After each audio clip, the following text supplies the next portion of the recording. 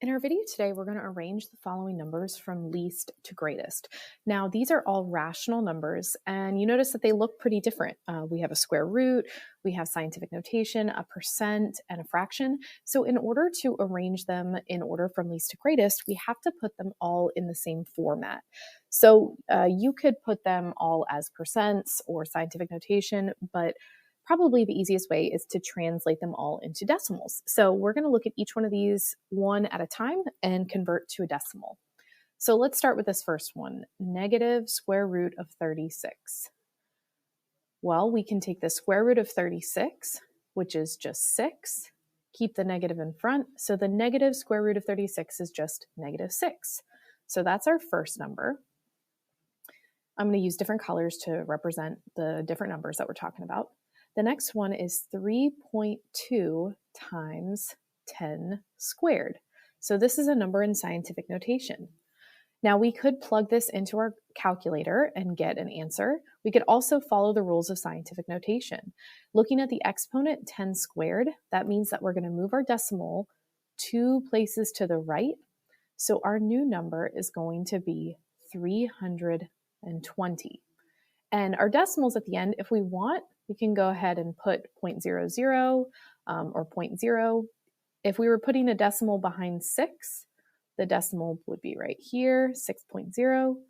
This may be helpful as we're comparing, but we'll see.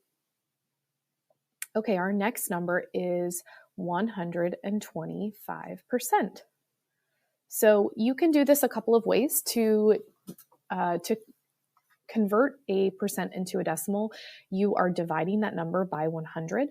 So we're doing 125 divided by 100. And let's look at what that says. That's 125 hundredths.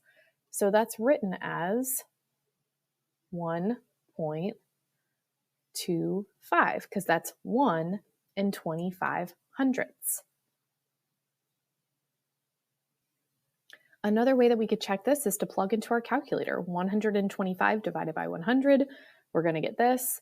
Or you could always follow the rule. I don't know if y'all have ever heard of the Dr. P rule. It's just a simple way of remembering how to move a decimal, going from a decimal to a percent or a percent back to a decimal. If I start at a percent, I move my decimal place 2 times to the left. So since we were at a percent and the decimal is here, we move it 2 times to the left, leaving us with 1.25, which is what we've got. And then our final number is 9 halves, negative 9 halves. If you have your calculator, you can plug that in. You might know what half of 9 is, or we can do some division. So I'm going to give myself some space to do that. All right, so we are doing negative 9 divided by 2. Well, how many times does 2 go into negative 9? It's going to go in negative 4 times, but it doesn't go in exactly negative 4 times. So we're just going to do some division. What's 2 times negative 4? That gives us negative 8. We find the difference between negative 8 and negative 9 and negative 8, and that leaves us with 1. Can 2 go into 1? No, so we have to place a decimal point and borrow a 0. 2 can go into 10 5 times. 2 times 5 is 10, and this has a remainder of 0. So we could say negative 9 halves is negative 4.5. And of course, you could just do this in your calculator, negative 9 divided by 2. I just showed you the long way to do it with division. So in our next step, we're going to compare the numbers that we've found. All right, we're comparing 1, 2, 3, 4 different numbers. So I'm going to line up these numbers by their decimal points. So I'm going to put 4 decimal points because I want to line them up to compare them. The first number is negative 6.0. So negative 6.0. And I'm going to kind of block this off.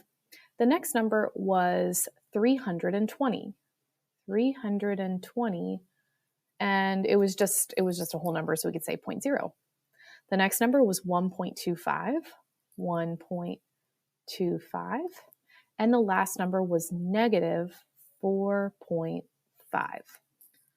So these are the 4 numbers we're comparing from least to greatest. So thinking about the least, what kind of numbers do you think are going to be the smallest numbers or the least numbers on a number line? Well, let's think about a number line. On a number line, if 0 is in the middle, what happens as the numbers move to the left? They decrease, they become negative. So they're decreasing. They're approaching negative infinity. As they move to the right, they're increasing. 1, 2, and so on. So they're increasing to positive infinity.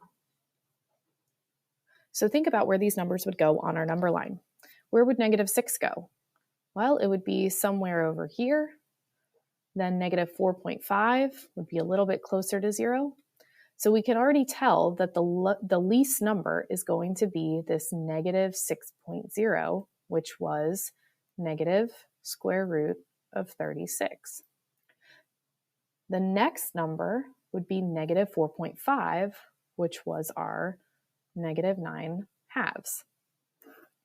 Then we have 1.25, so that might be about here on our number line. And that was originally 125%. And lastly, our largest number, 320, because that would be way down this way on the number line. And that was 3.2 times 10 to the second power. So that is how we would order our numbers from least to greatest.